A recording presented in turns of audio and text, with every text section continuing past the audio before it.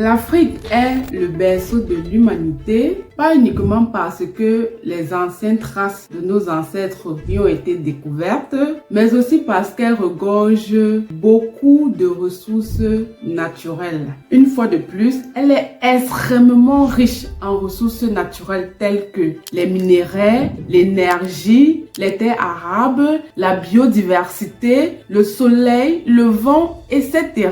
Aujourd'hui, je te propose 4 business rentables en Afrique. Que tu sois un débutant ou alors un entrepreneur ayant déjà une certaine expérience, ces business vont t'aider à augmenter ton chiffre d'affaires. Et en bonus, si tu vis en Afrique, ça sera un grand plus. En ceci que ça va te permettre de contrôler au mieux ton business.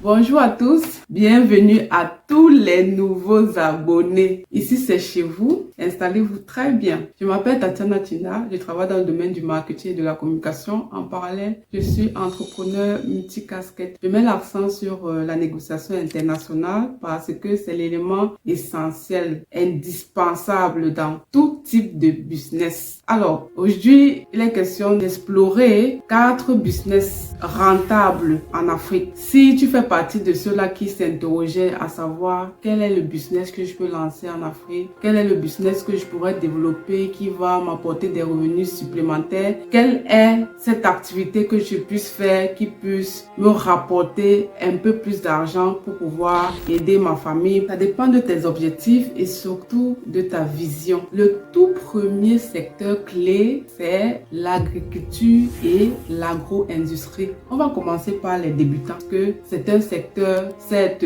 très porteur parce que tu as premièrement la capacité d'exploiter les ressources naturelles qu'offre l'Afrique, comme je le disais précédemment en introduction. Mais en plus de cela, tu as la capacité de rapidement écouler la marchandise dans la mesure où aujourd'hui, que tu sois cultivateur ou alors dans le secteur de l'élevage, il y a beaucoup de population à nourrir. D'après le site Pouvoir d'Afrique, en 2024, la population de l'Afrique est estimée à plus de 1,5 milliard d'habitants, ce qui est énorme. Et au Cameroun, les importations de denrées alimentaires représentent environ 22,3% des importations totales de marchandises en 2021. L'Afrique dispose de 60% de terres arables non exploitées du monde. Cela signifie que si tu te positionnes dans ce secteur d'activité et que tu restes concentré, tu auras beaucoup à gagner. Et comme je l'ai dit tantôt, si tu es sur place, si tu es sur le terrain et que tu as la possibilité, la capacité de contrôler toute la chaîne, cela va t'éviter beaucoup de vols. Cela va te permettre de savoir exactement ce que tu es en train de faire, comment tu avances, comment est écoulée la chaîne de marchandises, et ça sera très agréable pour toi parce que au finish, tu vas pouvoir véritablement te faire beaucoup d'argent. Alors, on va commencer par les débutants. Si tu es débutant, prends ta petite parcelle et tu commences avec les cultures. Oui, parce que les cultures sont un peu plus aisées à manager que les animaux. Tu dois choisir dans un premier temps 1, 2 ou 3 cultures pour lesquelles tu vas sérieusement te former, savoir comment se passe la chaîne de production, le suivi, comment est-ce que tu vas arroser, comment est-ce que tu vas entretenir les plantes afin qu'elles puissent arriver à maturité, que tu puisses les vendre. C'est très important de se former au préalable en ceci que il y a des cultures qui peuvent donner dans une région et pas dans une autre. C'est la raison pour laquelle dans un premier temps, il te faudra connaître le type de sol sur lequel tu souhaites mener à bien ton activité. Tu ne peux pas choisir des cultures sur un coup de tête sans savoir si ça produit véritablement dans le type de région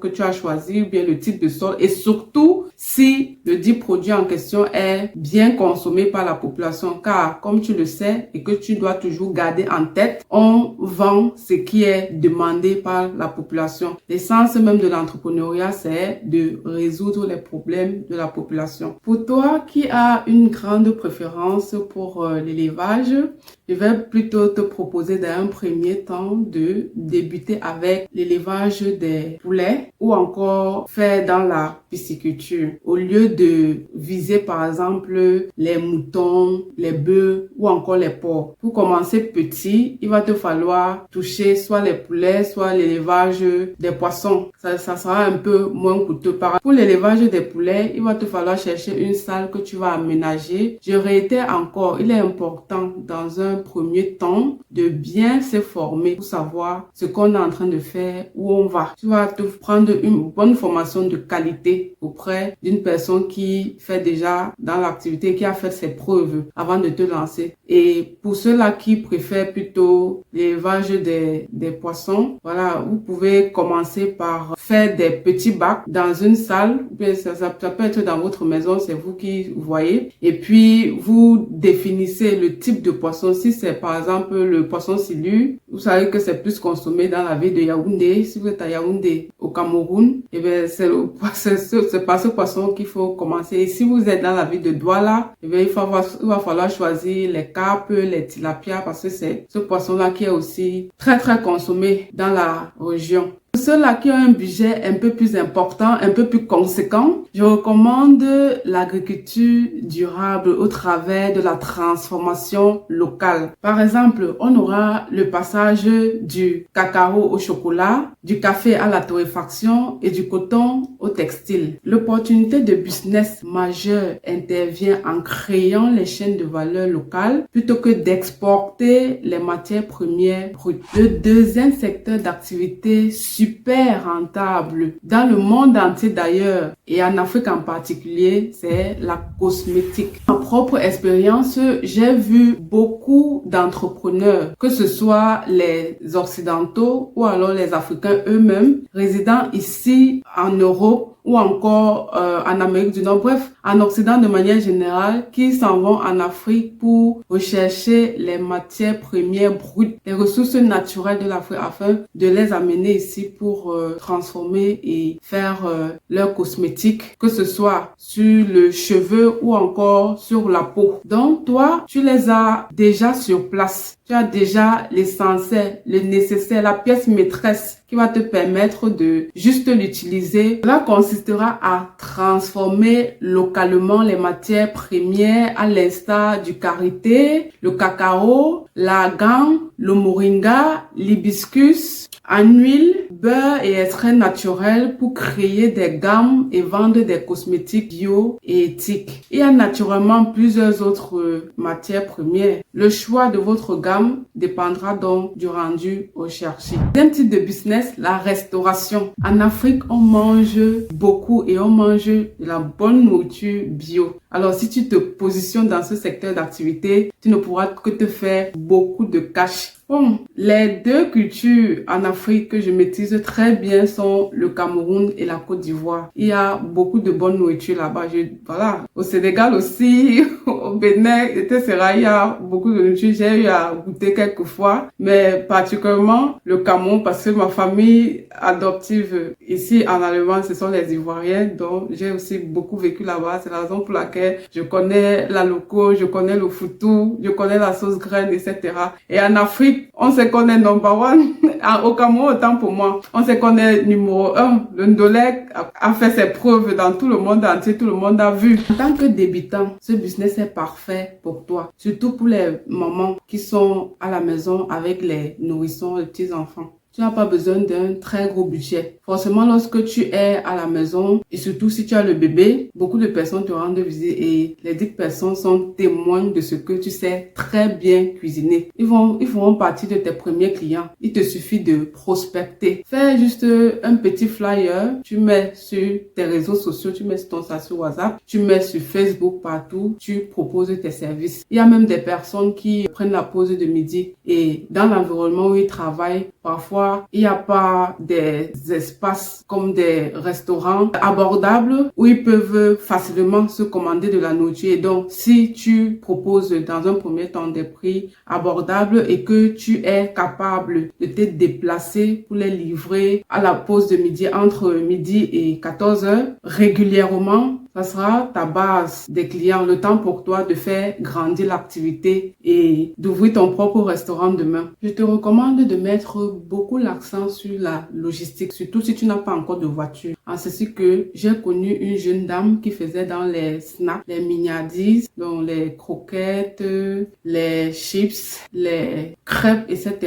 et qui a connu beaucoup de problèmes, qui a perdu également beaucoup de clients parce qu'elle avait des difficultés très souvent à devoir livrer la marchandise à temps sur les lieux des événements ou encore à domicile lorsque ses clients recevaient des personnes importantes. Ça te permettra donc d'éviter ce type de problème en avance. Le quatrième et dernier business super important, c'est le pricing. Entre 2012 et 2013, alors que j'étais encore étudiante, j'ai travaillé environ 1 an et demi en tant que réceptionniste dans un pressing à Douala. C'était d'ailleurs ma première expérience en entreprise et je t'avoue que j'ai encore la nostalgie, rien qu'à y penser encore, à me souvenir de comment a été mon parcours là-bas, comment est-ce que j'ai été accueillie, comment est-ce que j'ai été traitée par mes collègues. C'était vraiment super. Relativement à l'activité proprement dite, je puis t'assurer que ça rapporte énormément.